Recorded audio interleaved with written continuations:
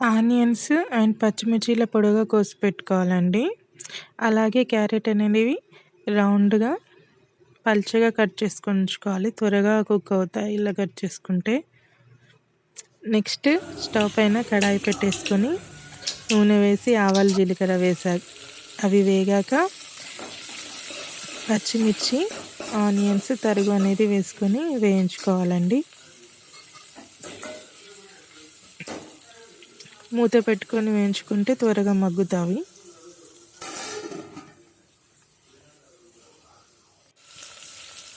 అవి మగ్గాక అప్పుడు కాస్త పసుపు వేసుకొని మళ్ళీ బాగా కలుపుకోవాలి మిక్స్ అయ్యేలాగా.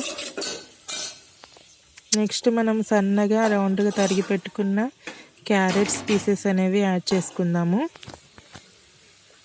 ఇప్పుడు మళ్ళీ బాగా కలుపుకోవాలండి.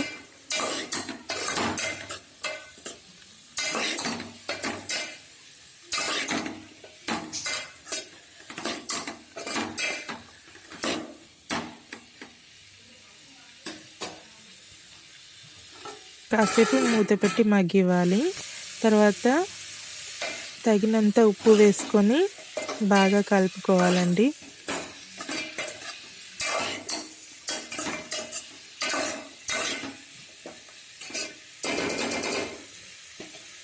ఇప్పుడు మూత పెట్టేసుకొని మూత పైన కొన్ని వాటర్ వేద్దామండి. అప్పుడు త్వరగా కుక్ అవుతుంది కర్రీ అనేది. కర్రీ లోపల ఎప్పుడు వాటర్ వేయొద్దండి, కర్రీ టేస్ట్ అస్సలు బాగోదు. మూత పైనే వాటర్ వేసేసి స్టవ్ సిమ్లో పెట్టి కుక్ చేసుకుందాము. అప్పుడు క్యారెట్ అనేది త్వరగా మగ్గుద్ది అన్నమాట. ఇది ఒక చిన్న టిప్. క్యారెట్ 50% వరకు ఉడికిపోయింది. ఇప్పుడు తరిగి పెట్టుకున్న టమాటాలు యాడ్ చేసుకుందాము. తర్వాత బాగా మిక్స్ చేసుకొని మళ్ళీ మూత పెట్టేసుకుందాము. ఆ మూత పైన ఉన్న నీళ్ళు కూడా కర్రీలో వేయొద్దండి. ఆ పైన వేసిన వాటర్తోనే మన కర్రీ అనేది లోపలికి కుక్ అవుతుంది, ఆవిరి అనేది లోపలికి వెళ్ళి. అంతే. మళ్ళీ కొన్ని వాటర్ వేసేసుకొని కుక్ చేద్దాము. కర్రీలోన వాటర్ వేయకండి, వాటర్ వస్తుంది. మూత పైన వాటర్ వేయండి, మర్చిపోవద్దు.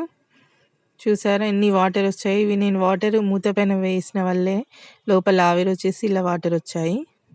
వాటర్ యాడ్ చేయలేదు నేను, ఆవిరితోనే ఉడికింది కర్రీ అనేది. ఇప్పుడు ఆల్మోస్ట్ కర్రీ అనేది రెడీ అయిందండి. సన్నగా తరిగిన కొత్తిమీర అనేది యాడ్ చేసుకొని ఆ వాటర్ వెళ్ళే విధంగా స్టవ్ అనేది ఎక్కువ పెట్టేసుకొని ఇంకా కుక్ చేసేసుకొని స్టవ్ ఆఫ్ చేసుకోవడమే. Tasty carrot tomato curry ready అండి.